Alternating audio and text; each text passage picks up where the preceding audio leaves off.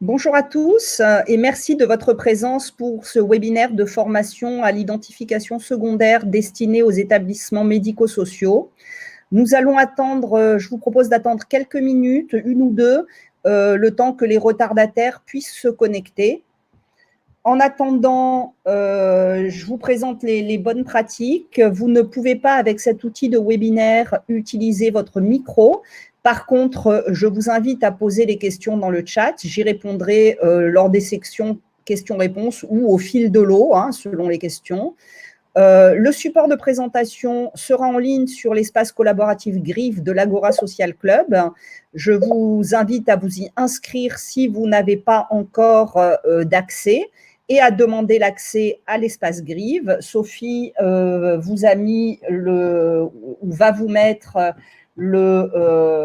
l'adresse de l'espace Agora Social Club PACA dans le chat. Oui, elle vous l'a mis, très bien.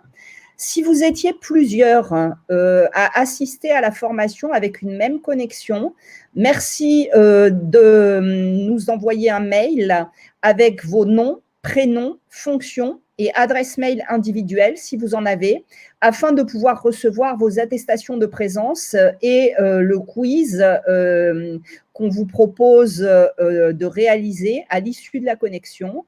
Si vous avez 50% de bonnes réponses au quiz, on vous délivre une attestation de formation qui est évidemment valable dans le cadre de la formation continue. Je vais voir si d'autres participants se sont connectés. Écoutez, je vous propose qu'on commence doucement pour ne pas prendre de retard. Donc, voici le plan que je vous propose d'adopter pour cette présentation. On va faire une petite partie introductive. On abordera des bases d'identito-vigilance, en particulier d'identito-vigilance primaire. Pourquoi? Parce que vous utilisez un dossier unique de l'usager ou un dossier patient et forcément, vous êtes amené à rechercher l'usager dans le système d'information. Donc, il faut quand même connaître les bonnes pratiques, même si ça n'est pas votre rôle, de créer des identités. Et ensuite, nous poursuivrons par les bonnes pratiques à respecter lors des actes les plus courants qui sont réalisés dans le secteur médico-social et en particulier en EHPAD, à savoir les administrations médicamenteuses, le soin repas, les prélèvements biologiques et le transfert ou transport du patient vers un établissement de santé, par exemple. Voilà. Donc, l'identito-vigilance, on pense que ça n'arrive jamais. En fait, c'est fréquent, on s'en aperçoit peut-être pas, et certaines erreurs peuvent être très graves. Afin d'illustrer ce propos et de vous convaincre de l'importance de bien fiabiliser l'identification de l'usager pour la sécurité des soins, je vous propose quelques exemples. Alors, tout d'abord, une définition avant de rentrer dans le vif du sujet. Qu'est-ce que c'est l'identito-vigilance? L'identito-vigilance, c'est l'organisation et les moyens qu'on met en œuvre pour fiabiliser l'identification de l'usager et de ses données, des données qui sont dans son dossier, par exemple, des données qu'on va produire et qu'on va transmettre à un correspondant, un médecin traitant, l'hôpital, par exemple, à toutes les étapes de sa prise en charge. On sépare l'identito-vigilance en deux grandes parties, ce qu'on appelle l'identification primaire et ce qu'on appelle l'identification secondaire. L'identification primaire, ça regroupe l'ensemble des opérations qui sont destinées à attribuer un dossier à un usager, c'est-à-dire l'accueil de l'usager, la vérification de son identité, la recherche de l'usager dans le système d'information, s'il n'existe pas, la création de l'identité. S'il y a une erreur, les opérations de modification de cette identité. Et enfin, l'attribution d'un niveau de confiance aux données enregistrées. On ne parlera pas de façon exhaustive aujourd'hui d'identification primaire, ce n'est pas le sujet de la formation. Si cela vous intéresse, vous pourrez participer à un webinaire spécifique sur l'identification primaire. Nous en avons déjà planifié pour le deuxième semestre et nous vous communiquerons les dates dès que le catalogue de formation sera prêt, c'est-à-dire d'ici une quinzaine de jours. L'identification secondaire, et c'est le sujet qui nous intéresse aujourd'hui, ça regroupe l'ensemble des moyens qu'on va mettre en œuvre à l'occasion de la prise en charge de l'usager pour s'assurer qu'on va lui administrer le bon soin. Donc la prise en charge, ça peut être un soin, un pansement, une administration médicamenteuse, un prélèvement biologique, un examen d'imagerie, un transfert vers un hôpital pour une consultation ou pour une hospitalisation. Et c'est une étape extrêmement importante et c'est là où il y a le plus d'erreurs dans le secteur médico-social. Il y a peu d'erreurs en identification primaire, mais elles sont plus fréquentes en identification secondaire. Ça consiste à chaque fois qu'on doit s'occuper d'un usager, de s'assurer que le soin qu'on va réaliser ou l'examen qui est prescrit est bien destiné à cet usager. C'est vraiment extrêmement important. Les erreurs d'identité, ce sont des erreurs qui sont assez graves. Alors évidemment, c'est beaucoup mieux connu en établissement de santé. Pourquoi? Parce que c'est beaucoup plus déclaré. L'identitovigilance a commencé à être organisée dès les années 2000, donc il y a 20 ans de recul, alors que ça commence dans le secteur médico-social. Mais j'ai quand même essayé, alors là sur cette diapositive ce sont des exemples pris en secteur sanitaire, ce sont des cas réels, hein, mais j'ai essayé de vous trouver des exemples d'erreurs et d'événements indésirables survenus dans le secteur médico-social, alors plutôt en EHPAD. Hein. Donc, sur cette diapositive, je vous ai quand même donné des exemples d'erreurs liées à l'identification primaire et des erreurs liées à l'identification secondaire. Donc, si on prend le cas de l'identification primaire, ça se passe en 1991 à Lyon, dans un service de gynécologie obstétrique. Et deux patientes, deux patronymes voisins, qui ne parlent pas très bien le français, ont un rendez-vous le même jour. Et une vient pour un retrait de stérilet, mais ce retrait doit se faire au bloc opératoire parce que ça n'est pas possible autrement. Et l'autre vient pour un suivi de grossesse. Et là, catastrophe. La secrétaire se trompe de dossier. Les patientes parlent très mal français, donc l'interrogatoire est difficile. Et finalement, c'est la dame qui vient pour un suivi de grossesse qui est amenée au bloc opératoire pour un retrait de stérilet. Et puis, l'opération réalisée entraîne un avortement. Donc, vous voyez, ce sont des erreurs qui peuvent être dramatiques. Un autre exemple, cette fois-ci lié à l'identification secondaire, ça se passe à Vienne, à côté de Lyon, en avril 2013. Et alors, ça a été beaucoup médiatisé, ça, on entendait pas mal à la radio, si le patient nous entend, qu'il se rende d'urgence à l'hôpital. Alors, qu'est-ce qui s'était passé? Deux patients étaient hospitalisés dans la même chambre. Un des deux doit avoir un examen d'imagerie médicale, de radiologie. Et le brancardier se trompe de lit, en fait. Hein. Il vient bien dans la même chambre, contrairement à ce qu'il y a écrit sur la diapositive. Et sauf qu'il ne vérifie pas l'identité. Et il amène en imagerie le mauvais patient. En imagerie, c'est la loi des séries, hein, on ne vérifie pas non plus l'identité. Et on fait l'examen au mauvais patient, mais du coup, cet examen, on l'étiquette, on l'attribue à l'autre patient. Hein. Par exemple, au patient A, si on veut être plus clair. Et il y a une grosse anomalie qui nécessite une opération d'urgence. Qu'est-ce qui s'est passé? On a opéré le patient A, qui n'avait pas besoin d'être opéré, on a laissé sortir le patient B. Et bon, évidemment, on s'en est aperçu au moment de l'opération, quand le chirurgien a dit « mais ce patient, il n'a rien, je suis en train de l'opérer pour rien ». Ils ont creusé, ils ont enquêté, ils ont soupçonné, suspecté l'erreur. Et il y avait des appels à la radio pour dire que le patient se présente d'urgence, un patient qui a été hospitalisé de telle période, à tel hôpital, doit se présenter en urgence, etc. Ça s'est bien terminé, le patient avait été opéré dans un autre établissement, ça s'est bien terminé.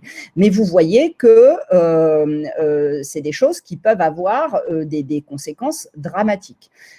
Des erreurs comme ça, je pourrais passer 2 heures à vous en raconter. Il y en a, c'est assez connu, il y a des erreurs vraiment gravissimes. Malheureusement, on n'a pas le temps, hein, bien que ça soit toujours intéressant. Donc, je vous en citerai juste une autre, alors cette fois-ci liée à l'identification secondaire. Hein, je ne parlerai pas de l'événement indésirable de la partie gauche de la diapositive. Vous pourrez en prendre connaissance. Donc, et je vous parlerai d'un événement indésirable survenu lors d'un transfert entre une EHPAD et un service d'urgence d'un établissement de santé.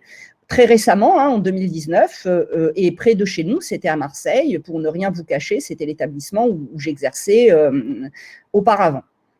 Voilà. Une patiente qui est non communicante chute dans l'EHPAD et elle doit venir aux urgences. Elle arrive aux urgences avec un dossier. Cette patiente, elle est non communicante. On ne peut pas l'interroger, elle ne répond pas aux questions, on ne peut pas connaître son identité. Qu'est-ce qui se passe au niveau du service des urgences? On crée l'identité à l'identique de celle qui est présente sur le dossier qui accompagne la patiente. Voilà. Et puis, un homme arrive, une personne arrive aux urgences et il s'adresse à la secrétaire et il lui dit « Je voudrais voir ma mère qui vient d'être admise aux urgences ». Donc, la secrétaire lui demande l'identité de la maman, cherche l'identité dans le logiciel et là, lui dit « Mais non, votre maman, elle n'est pas là. Elle n'est pas là. » Et là, le monsieur lui dit « Je suis très étonnée parce que l'EHPAD X dans laquelle elle vit vient de me téléphoner pour me dire qu'elle avait chuté et qu'elle avait été admise aux urgences de l'hôpital. » La secrétaire percute, si je peux dire les choses ainsi, et dit au monsieur, écoutez, on a une dame qui est arrivée, elle ne porte pas du tout cette identité-là, mais venez, vous allez me dire si c'est votre maman. Et le monsieur dit alors, mais oui, évidemment, c'est ma maman. Donc, qu'est-ce qui s'est passé en fait?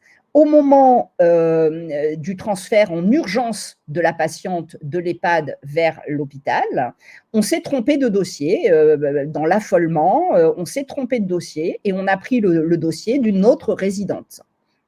Et ça aurait pu être extrêmement grave, parce que cette dame, elle avait une fracture du col du fémur, elle a été opérée à l'issue, elle aurait pu être opérée sous un autre nom, et si les choses ne s'étaient pas bien passées, s'il y avait eu un décès, vous imaginez qu'on aurait pu faire un certificat de décès au nom d'une personne encore vivante.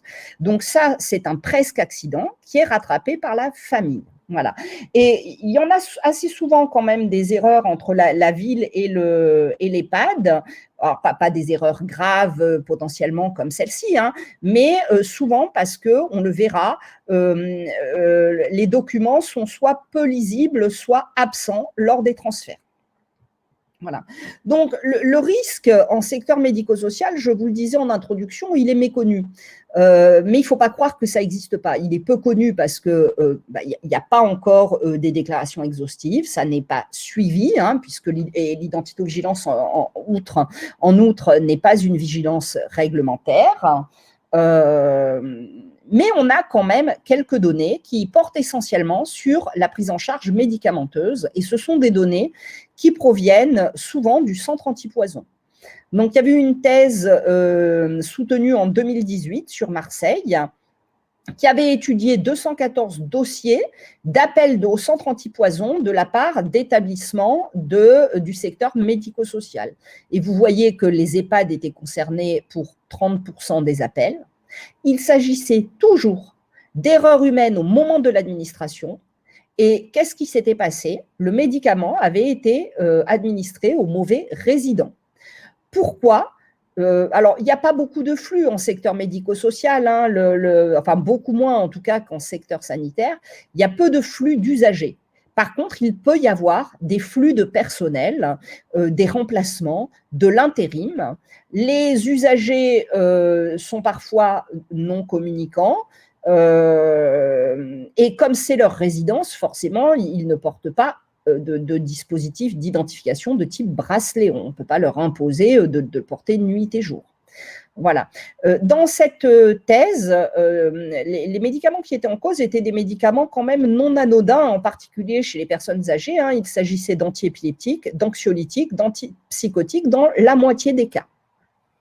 Voilà. Alors, en France, on a quelques données, peu de données françaises. Là, je vous présente une donnée d'une étude américaine un peu ancienne, puisque les autres pays sont un peu plus matures que nous en identito-vigilance. Ils ont commencé à s'y intéresser avant. Donc là, c'est une étude de la commission de l'accréditation de l'Organisation de la santé américaine qui portait sur les années 2002 et 2003. Qui avait montré que 67% des erreurs en transfusion et 13% des erreurs en chirurgie étaient dues à une erreur d'identité. En France, il faut savoir que la moitié des personnes portent 6,4% des noms patronymiques existants. Ça veut dire quoi, ça? Ça veut dire que, on a plusieurs personnes qui vont porter le même nom. Et on se rend bien compte que identifier un usager uniquement par son nom, c'est parfois pas suffisant. Voilà. Les erreurs d'identité-vigilance sont essentiellement des erreurs humaines. Donc ici, pour illustrer mon propos, je vous présente, vous pourrez aller voir, c'est sur Internet en libre accès, c'est assez intéressant à regarder comme site, la fréquence de certains homonymes. Donc, vous voyez que Martin, finalement, c'est le nom le plus porté. Hein. Et par contre, on a des noms qui sont très peu portés. Donc, quand on a un nom qui n'est pas courant, il y a moins de risques de confusion. Hein. Et voilà. Ensuite, je vais vous présenter une diapositive qui va peut-être vous surprendre. Voilà, c'est une phrase dans laquelle toutes les lettres sont dans le désordre. Et je suis convaincue que vous lisez parfaitement cette phrase.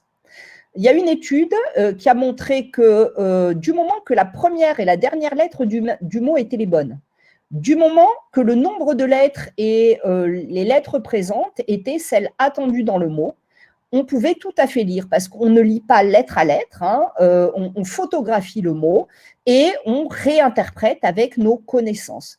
Pourquoi je vous montre cette diapositive? C'est pour vous faire prendre conscience que quand on va travailler sur une identité, la rechercher, la saisir, la sélectionner, il faut être particulièrement attentif parce que c'est facile de confondre.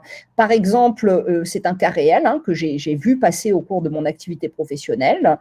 Un patient qui s'appelle René, une patiente qui s'appelle Reine. Reine et René, c'est presque pareil. Pas de bol, ils ont le même nom de famille, c'est le mari et la femme. On sélectionne le mauvais patient.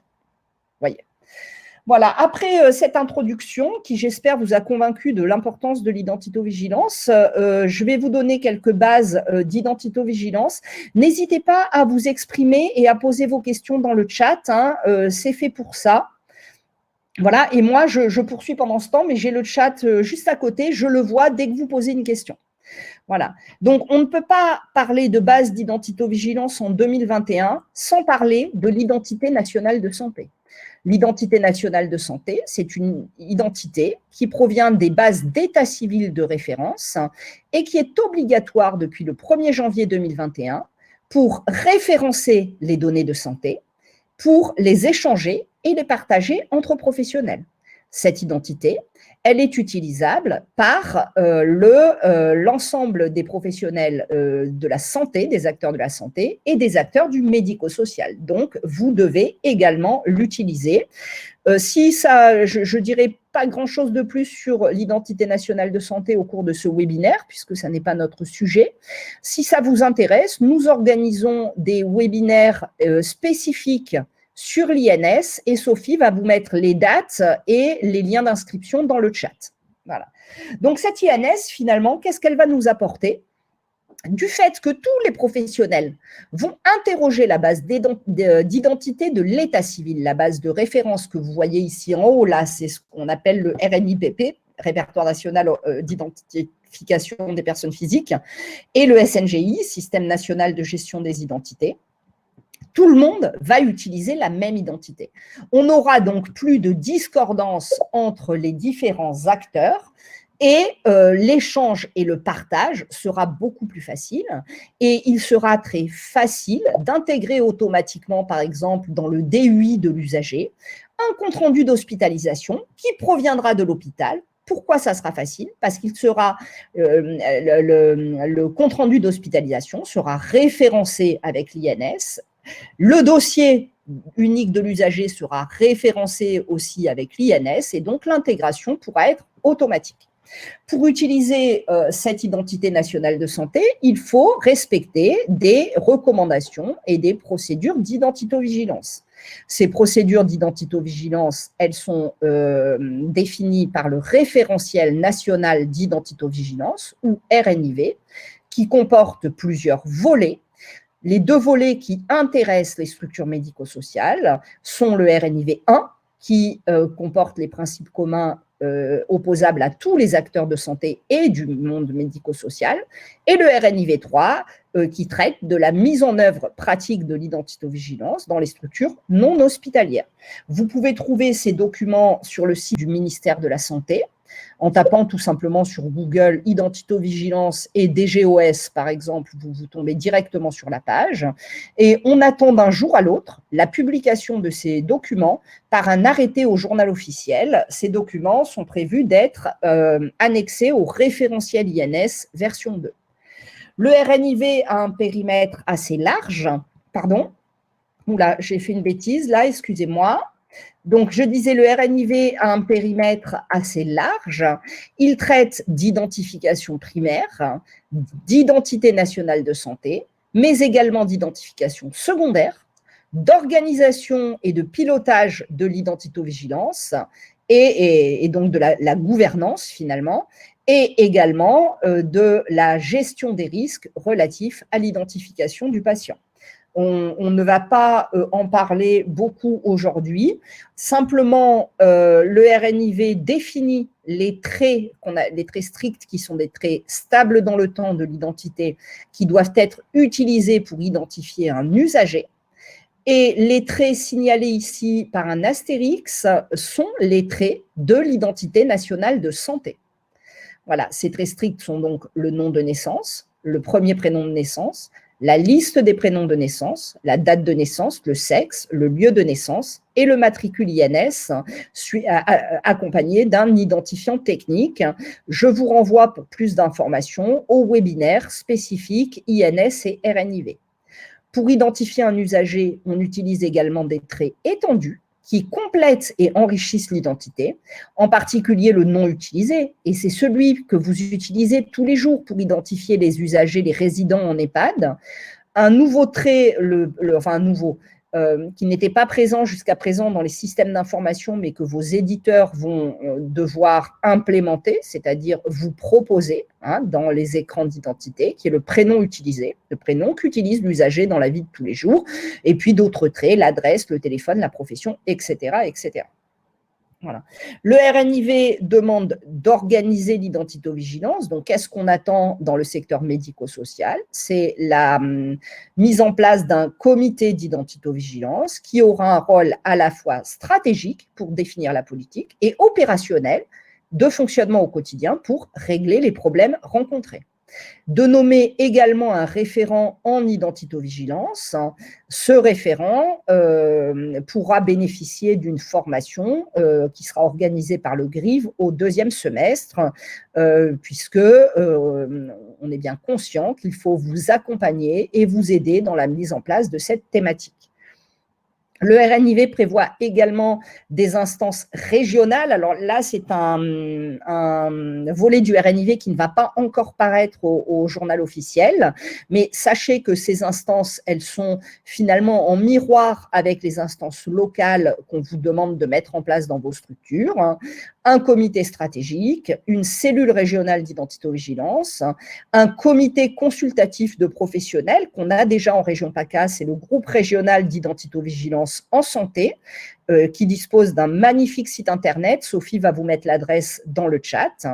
Et un référent régional d'identitovigilance, et c'est mon rôle pour la région PACA. Le RNIV prévoit également la formalisation d'un certain nombre de documents que je ne détaillerai pas, vous l'aurez dans le support, une charte et des procédures relatives à l'accueil de l'usager et à la prise en charge. Et quand on a mis en place une thématique, quand on a mis en place une organisation, évidemment, il faut pouvoir disposer d'indicateurs de pilotage.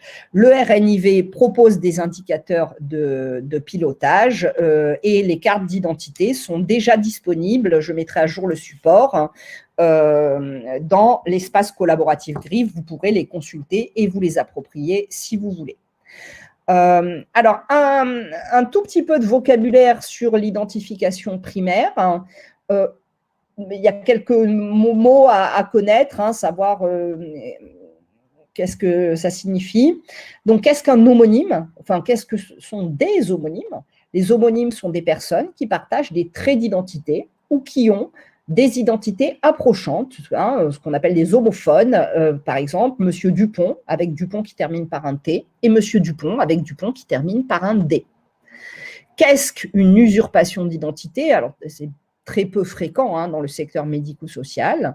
C'est l'utilisation par un usager d'une identité autre que la sienne, souvent en vue de bénéficier de soins alors qu'il ne dispose pas de couverture sociale. Un doublon, vous en avez peut-être, et en tout cas, il faut éviter d'en avoir si vous n'en avez pas. C'est la présence de plusieurs dossiers dans un même système d'information pour un seul usager. Alors, quand on a des noms très compliqués, des noms à rallonge, eh ben, c'est facile d'avoir des doublons parce qu'un jour, on dit « je m'appelle Dubois de Martin », le lendemain, on s'appelle Martin, le lendemain, on s'appelle De Martin, le jour d'après, on s'appelle Dubois et on peut se retrouver avec 4 dossiers. Hein. Et une collision, c'est très grave, c'est la présence d'éléments appartenant à plusieurs usagers dans un même dossier. Là, vous pouvez, vous, faire des collisions si vous ne respectez pas les bonnes pratiques de recherche et que vous sélectionnez le mauvais dossier. Par exemple, je veux ranger dans un dossier papier ou informatique, hein, des résultats d'examen biologique. J'ai des résidents, un couple de résidents qui sont tous les deux dans mon EHPAD, et ben je me trompe, je range les résultats appartenant à monsieur dans le dossier de madame. Ben ça, c'est une collision. Voilà. Un usager non communicant, et vous devez en voir dans votre pratique, c'est quoi finalement? Qu'est-ce qu'il faut considérer comme usager non communicant? C'est un usager qui est dément ou qui est confus, somnolent, sourd et ou muet. Un usager qui ne comprend pas ce que vous lui dites ou qui ne peut pas vous répondre, eh ben, il y a une difficulté de communication, il doit être considéré comme non communicant. Et c'est la même chose pour les usagers qui ne parlent pas le français. Bon, on rentre maintenant, après ces généralités un peu longues mais nécessaires, on va rentrer dans le vif du sujet des bonnes pratiques avec des choses un peu plus opérationnelles. Première chose, comment on identifie un usager? On utilise toujours des questions ouvertes. Quel est votre nom? Quel est votre prénom? Etc. Pourquoi? Parce qu'un usager un peu sourd, il a honte hein, d'être un peu sourd, il vous a déjà fait répéter 2 fois, il ne veut pas vous faire répéter une 3e fois, il peut vous répondre oui, oui ou non, non. Si vous lui dites « Vous êtes bien, monsieur Dupont ?» Il n'a pas compris, il vous dit oui ou non, et c'est peut-être pas monsieur Dupont, ou peut-être que c'est lui. Donc, toujours des questions ouvertes. Là, on diminue le risque d'erreur. Si on a un patient non communicant, il faut utiliser des dispositifs d'identification. Alors, à l'hôpital, on utilise souvent le bracelet d'identification. En secteur médico-social, c'est bien moins utilisé. C'est normal. Hein. On ne va pas demander à un résident de porter un bracelet toute la journée. Par contre, on peut utiliser d'autres types de dispositifs. On peut mettre une photographie dans le dossier unique de l'usager. Il faudra penser à la renouveler régulièrement puisque les gens restent longtemps et changent. La même chose hein, pour les structures qui prennent en charge des enfants. Hein. Un enfant, bah, ça change très vite de physionomie. Hein. En 6 mois, on peut très bien ne plus le reconnaître. On peut utiliser, c'est moins développé en France, mais il y a quelques établissements qui l'utilisent, des dispositifs biométriques, hein, comme les empreintes digitales, et puis des choses très simples. Hein, si l'usager est d'accord, on peut mettre son nom sur sa porte, on peut l'identifier par un pictogramme. Il y a pas mal de solutions. À vous d'être un peu inventif du moment que le dispositif respecte l'éthique, la dignité, et si c'est un pictogramme, par exemple, qui n'est attribué qu'à un seul usager. Alors, pourquoi?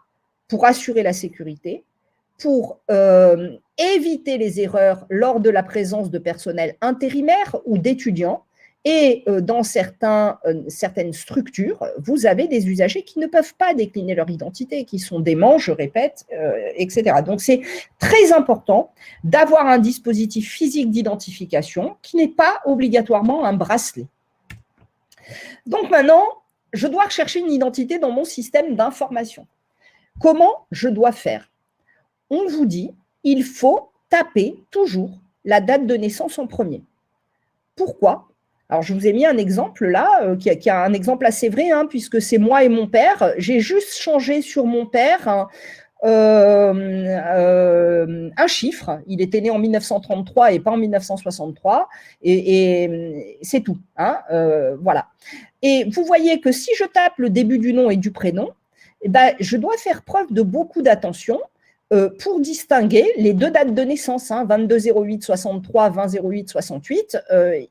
Il faut prêter de l'attention. Si j'ai tapé la date de naissance en premier de l'usager pour sélectionner, pour rechercher son dossier, donc j'ai tapé 20-08-68. Là, mon système d'information, il me propose deux identités, effectivement. Mais mon œil distingue bien plus facilement et avec beaucoup moins de risque d'erreur Dupont-Marc d'Oliver Manuela. Donc, vous voyez l'intérêt de toujours chercher par la date de naissance en premier critère, même si, effectivement, des fois, ça fait faire des clics de souris en plus, parce que ce n'est pas le premier champ de recherche qui est proposé par les éditeurs. Souvent, le premier champ, c'est le nom. Voilà. Donc, pour rechercher une identité, on a tapé donc la date de naissance et on va, si on doit compléter, hein, parce qu'il ne faut pas non plus que si on tape une date de naissance, il y ait le sablier qui tourne pendant 1 minute parce que la base d'identité est très grande, on peut tout à fait compléter par le début du nom et ou le début du prénom de l'usager. Il est fortement conseillé de ne jamais saisir une identité en entier. Pourquoi? Parce que si vous avez fait une erreur sur la fin, vous n'allez pas retrouver le dossier, vous allez perdre du temps. Vous me direz, si vous avez fait une erreur sur la première lettre du nom, vous n'allez pas le retrouver non plus, et vous avez tout à fait raison. Mais ce sont des moyens qui permettent de limiter la création de doublons. Je vois qu'on a une question dans le chat, donc je m'interromps une petite minute pour répondre à la question. L'INS est-il en lien avec le DMP? Tout à fait. L'INS est en lien avec le DMP. À partir de la version 2 du DMP, qui va être la version, qui depuis le mois d'avril est la seule version qui peut être créée maintenant, hein, pour les usagers qui n'auraient pas de DMP, pour lesquels on créerait un DMP. Donc, à partir de cette version 2, les documents qu'on veut envoyer dans le DMP doivent être identifiés et référencés avec l'INS parce que ça sera la clé de concordance, donc le matricule INS et les traits de référence pour dire oui, ce document appartient bien à cet usager et donc ça va bien dans le DMP de cet usager. Donc oui, il y a un lien majeur entre l'INS et le DMP. Donc, je poursuis. Vous avez fait votre recherche d'identité, le système vous affiche une ou plusieurs identités, hein, en fonction de si votre recherche a été un peu large ou pas. Avant de la sélectionner, prêtez bien attention et assurez-vous de sélectionner le bon dossier. Et une fois que vous êtes sur le bon dossier, vérifiez encore une fois l'identité. Ça paraît bête, hein, ce que je vous dis, mais moi, j'ai connu un système d'information où il y avait un bug, et les bugs, l'informatique, des fois, c'est compliqué, on en est dépendant. On pensait sélectionner l'usager, puis ça avait sauté, on avait sélectionné l'usager du dessus. Et donc, quand le dossier s'ouvrait, si on ne revérifiait pas l'identité, malgré tout ce qu'on avait fait, on avait respecté les bonnes pratiques, et ben, on était sur le dossier du mauvais usager. Voilà. Alors, nous allons maintenant passer aux bonnes pratiques d'identification secondaire. Hein, vraiment, on en a fini pour l'identification primaire. Nous pouvons nous accorder 1 ou 2 minutes de questions. Si vous avez des questions à nous poser, n'hésitez pas à les poser dans le chat.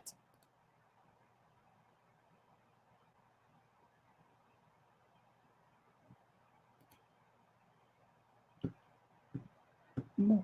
Écoutez, en attendant que vos questions arrivent, je vous propose de poursuivre la présentation. Je garde un œil sur le chat. Et on va commencer par les bonnes pratiques à respecter lors de la prise en charge médicamenteuse. Donc, pour rappel, je vous l'ai déjà dit, c'est une des premières causes d'appel au centre antipoison par les EHPAD, l'administration d'un médicament aux mauvais résidents. Donc, dans la prise en charge médicamenteuse, il y a tout un circuit. Donc, je ne parlerai pas du côté prescription. On va commencer à la préparation. Quand on prépare les médicaments, on vérifie bien la concordance entre la prescription et les médicaments. On identifie le pilulier.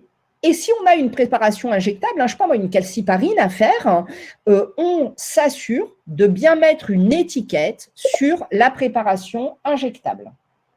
Hein, Pourquoi? Parce que vous n'allez peut-être pas faire l'injection tout de suite. Peut-être qu'il y a une collègue qui va venir. Peut-être qu'il y a un intérimaire. Peut-être que vous serez dérangé, etc. Donc, même si vous n'avez qu'une calciparine à administrer pour un seul résident, ben, vous faites l'effort d'identifier cette préparation injectable avec une étiquette de l'usager. Au moment de l'administration, on doit absolument vérifier par question ouverte ou moyen d'identification physique la concordance entre la prescription, le médicament, les médicaments qu'on va administrer et l'identité de l'usager. Et c'est d'autant plus important si c'est du personnel étudiant ou intérimaire. Hein, ça doit être vérifié par tout le monde. Mais je comprends bien qu'un résident d'EHPAD, vous le connaissez, vous le voyez tous les jours, il reste longtemps, c'est pas comme à l'hôpital.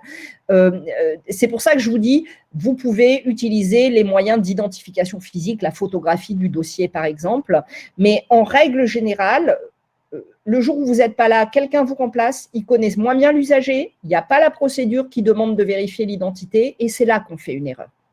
Les médicaments, on les donne en main propre de l'usager. On ne les dépose pas sur la table, par exemple, à la place habituelle de l'usager. Pourquoi? Parce que l'usager, peut-être que ce jour-là, il inverse sa place avec le voisin et puis derrière, les médicaments sont pris par le voisin au lieu du résident A.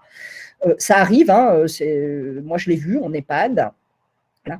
On s'assure évidemment de la prise et on trace la prise. Ça, dans le bon dossier, évidemment, donc on aura bien fait attention d'être dans le bon dossier. Voilà. Principale cause d'erreur qu'on retrouve quand on analyse les erreurs et les déclarations et les événements indésirables, c'est les piluliers n'étaient pas étiquetés, il y a eu une inversion. Les médicaments n'ont pas été donnés en main propre et puis les usagers ont changé de place au moment du repas. Et c'est surtout des erreurs qui sont dues à du personnel intérimaire ou des remplacements ou des étudiants. Les étudiants, il faut faire très attention parce qu'ils débutent dans le métier. L'identito-vigilance, ce n'est pas obligatoirement la première chose qui est enseignée. Et il faut vraiment, c'est presque, l'étudiant arrive, c'est la première chose qu'il faut lui dire, il faut le prendre dans le bureau, lui expliquer et lui donner, si vous avez, ça c'est idéal, le petit livret de l'identito-vigilance, pratique d'identito-vigilance dans ma structure, en lui disant, ici, c'est comme ça et on fait comme ça. Voilà, ça c'est super important, j'insiste. Voilà. Bon, malgré toutes les précautions, une erreur a été commise. Qu'est-ce qu'il faut faire? Évidemment, on prévient le médecin coordonnateur et l'infirmière coordonnatrice. Et c'est eux qui vont vous dire il faut ou pas appeler le centre antipoison. En règle générale, on ne doit pas appeler le centre antipoison en premier avant de prévenir le médecin de l'erreur. Vous voyez, le centre antipoison, ce n'est pas fait pour ça. Vous déclarez évidemment l'événement indésirable. Et dans votre structure, on vous proposera peut-être de participer à un retour d'expérience. Le retour d'expérience, ça sert à analyser l'erreur et à essayer de mettre en place des mesures correctives ou préventives. On en parlera un petit peu à la fin de la présentation. Alors, avant de passer aux soins repas, je vais répondre à une question qui est dans le chat. Oui, réglementairement, il est obligatoire d'utiliser l'INS depuis le 1er janvier 2021. Maintenant, il y a du retard, parce qu'il y a eu du retard dans la parution du socle documentaire. Les éditeurs ont du retard dans l'évolution de leur outil. Pour utiliser l'INS, l'éditeur doit absolument vous proposez une version INS de l'outil, parce que là, je n'ai pas détaillé, mais l'INS, ça s'appelle par ce qu'on appelle un téléservice, ça se récupère par un téléservice, et le téléservice, c'est votre logiciel qui va l'appeler. Donc, s'il ne peut pas le faire, pour l'instant, vous ne pouvez pas utiliser l'INS. Par contre, vous pouvez tout à fait contacter votre éditeur pour lui demander où il en est du développement, quand est-ce qu'il peut livrer une version conforme, etc. Voilà. Donc, passons maintenant aux soins repas. Je l'ai appelé volontairement le soin repas et pas le repas. Pourquoi? Parce que tous les usagers n'ont pas le même repas, ni en texture, ni en calories, ni en sel. Il y en a qui n'ont pas de sel, il y en a qui ont de l'hypocalorique, il y en a qui ont de l'hypercalorique, il y en a qui ont des textures mixées, il y en a qui ont des textures pas mixées, etc. Donc, le repas doit être considéré comme un véritable soin et une partie importante de la prise en charge. Surtout chez le sujet âgé, on sait qu'il y a beaucoup de dénutrition et que la dénutrition, forcément, ça fragilise. Voilà. Donc, il faut absolument vérifier l'identité au moment du soin repas, c'est-à-dire s'assurer qu'on va bien délivrer le repas prescrit avec la bonne texture, le bon régime, etc., au bon usager. Il y a pas mal de façons de faire. S'il y a des places attribuées, vous pouvez mettre les photos des résidents devant les places. J'ai vu des EHPAD qui faisaient comme ça. Et à ce moment-là, le résident, il sait qu'il s'installe en face de sa photo et la personne qui sert le repas, elle a l'identité, voire la photo sur le plateau avec le régime prescrit et la composition du menu, et elle le donne au bon usager. Voilà. Et quand il y a des plateaux, quand c'est au plateau, il faut bien vérifier que l'identité portée sur le plateau correspond, puisque souvent on a un document, un papier avec le menu, correspond bien à l'usager à qui on le distribue. Voilà. Pareil pour les erreurs. Alors évidemment, se tromper de repas, c'est moins grave que se tromper de médicaments, mais il faut garder la bonne habitude de déclarer l'événement indésirable et d'organiser des retours d'expérience pour essayer d'améliorer les organisations. Nous allons passer maintenant au prélèvement biologique. Prélèvement biologique, vous en réalisez peut-être. Alors, il y a des EHPAD qui sous-traitent avec un laboratoire et ce sont les techniciens de laboratoire qui viennent. Et là, du coup, eux ne connaissent pas les résidents, d'où l'importance de la vérification de l'identité avant la réalisation de l'acte. Donc, les bonnes pratiques, c'est quoi? C'est déjà, sur la prescription et les étiquettes, on doit avoir un certain nombre d'informations. On doit avoir le nom de naissance, éventuellement le nom utilisé, à minima, le premier prénom de naissance, la date de naissance et le sexe.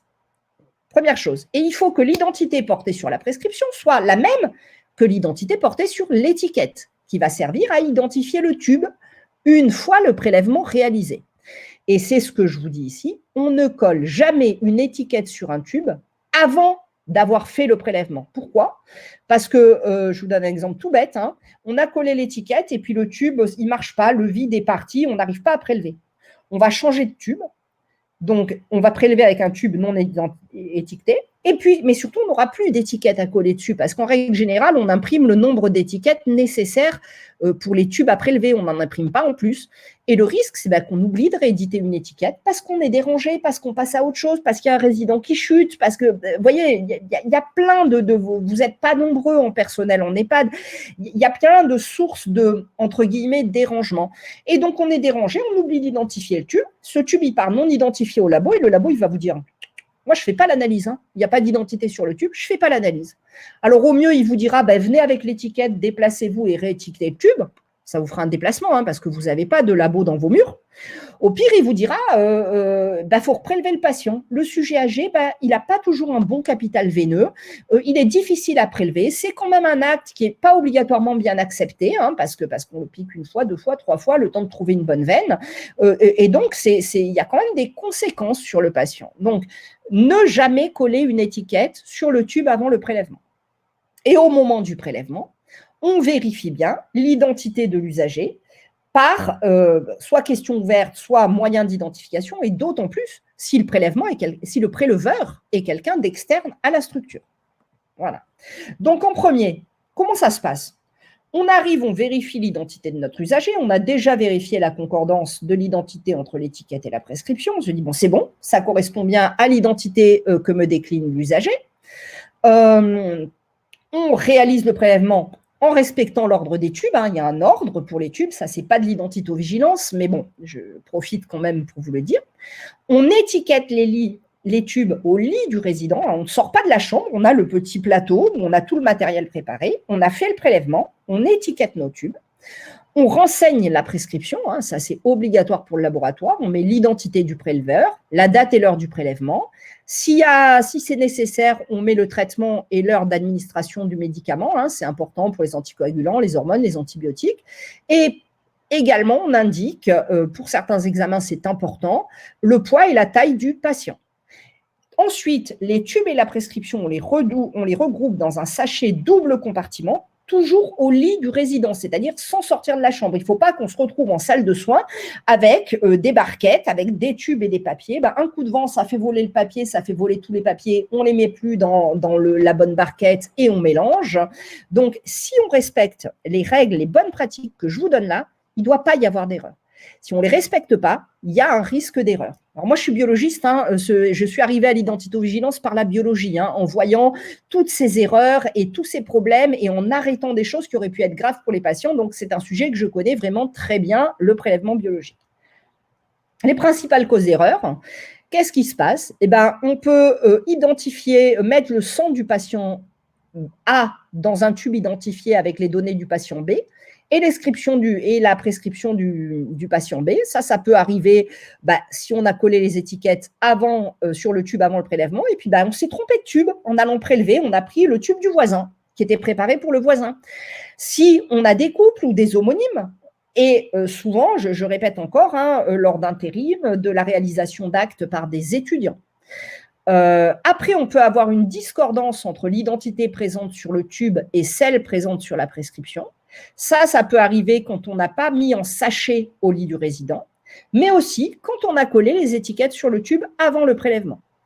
Et enfin, on peut avoir des prélèvements non identifiés, je vous en ai déjà parlé.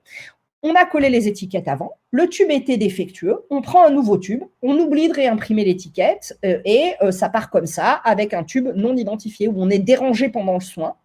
Et on s'interrompt et puis après, on ne sait plus où on en était et on loupe une étape. Hein, c'est très fréquent. Voilà. Après, sur le prélèvement biologique, il y a des risques d'erreur de votre côté, mais il y a aussi des risques d'erreur au laboratoire. Il faut le savoir. Il faut le savoir pour être critique sur des résultats qui ne vous paraîtraient pas cohérents. Au laboratoire, il faut savoir qu'on va rajouter une étiquette parce qu'on a besoin d'un code barre spécifique pour mettre le tube sur l'automate, etc. Et il peut y avoir une erreur humaine au niveau du labo. Il colle la surétiquette du patient A sur le tube du patient B. Une erreur d'inattention. Au moment du rendu des résultats, on peut très bien agrafer la première feuille du bilan du patient A avec la deuxième feuille du bilan du patient B. Ça, je l'ai vu, hein, c'est du vécu. Voilà. Donc, soyez critiques. Vous avez un résultat qui vous revient papier. Vérifiez bien l'identité portée sur toutes les pages s'il y a plusieurs pages. Voilà. Et si un résultat est étonnant, il vous étonne, il ne colle pas avec l'état clinique, il ne colle pas avec ce que vous attendiez, n'hésitez pas à contacter le labo, voire à faire un prélèvement de contrôle. Voilà. Évidemment, si on a commis une erreur, on prévient l'infirmière, on téléphone au labo aussi, dès qu'on s'en aperçoit pour arrêter l'erreur. On déclare comme d'habitude l'événement indésirable et on participe au retour d'expérience qui doit être organisé dans la structure. Voilà. Tout ça pour pouvoir s'améliorer. Enfin, dernière pratique que je voulais aborder avec vous, c'est quelque chose d'important parce que les transferts entre un établissement médico-social, en particulier une EHPAD, et un établissement hospitalier, c'est assez fréquent, que ça soit en urgence, le résident a chuté ou il est confus d'un seul coup, ou que ça soit pour une consultation programmée. Il faut bien s'assurer de toujours accompagner le résident d'un document qui peut être une copie de pièce d'identité. Sachez que la seule fourniture d'un document de liaison qui serait imprimé à partir de votre système d'information, c'est déjà pas mal et beaucoup d'entre vous le font. Ce n'est pas suffisant pour que l'établissement receveur, l'hôpital, puisse valider et qualifier l'identité de l'usager. Donc, idéalement, il faudrait avoir une copie de pièce d'identité. Vous voyez que vous pourriez donc avoir une pièce d'identité numérisée dans votre système et l'usager doit partir en urgence, par exemple, à l'hôpital. On imprime ça et on le donne aux ambulanciers avec les autres documents. Et pour les usagers non communicants, ou si vous le jugez à risque, il peut y avoir des usagers qui sont communicants, mais qui sont très âgés, qui sont un peu perdus. Il est fortement recommandé de mettre, juste pour le transfert et le séjour à l'hôpital ou pour la consultation, de mettre un bracelet d'identification à l'usager, en lui expliquant évidemment à quoi ça sert, en traçant l'information dans le dossier unique de l'usager, mais ça peut permettre d'éviter des problèmes. Je ne sais pas moi, l'usager s'est perdu dans l'hôpital, il attend, on ne le retrouve plus, il est perdu, il est affolé, il est paniqué, il ne sait plus dire où il va ou d'où il vient.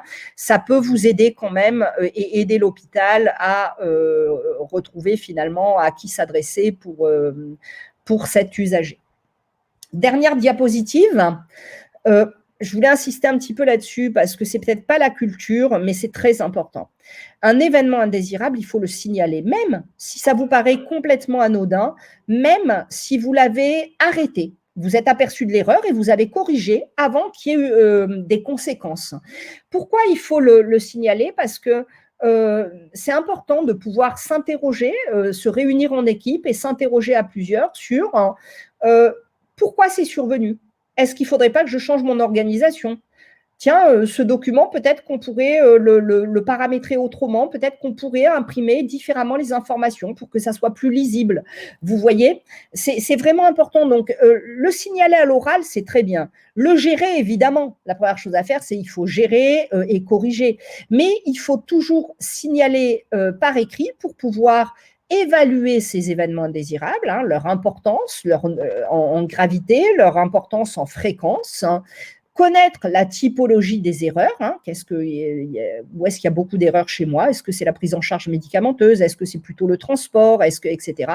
Et essayer de réfléchir ensemble pour mettre en place un plan d'action pour améliorer les choses et éviter que les événements ne se reproduisent, mettre en place éventuellement des mesures barrières.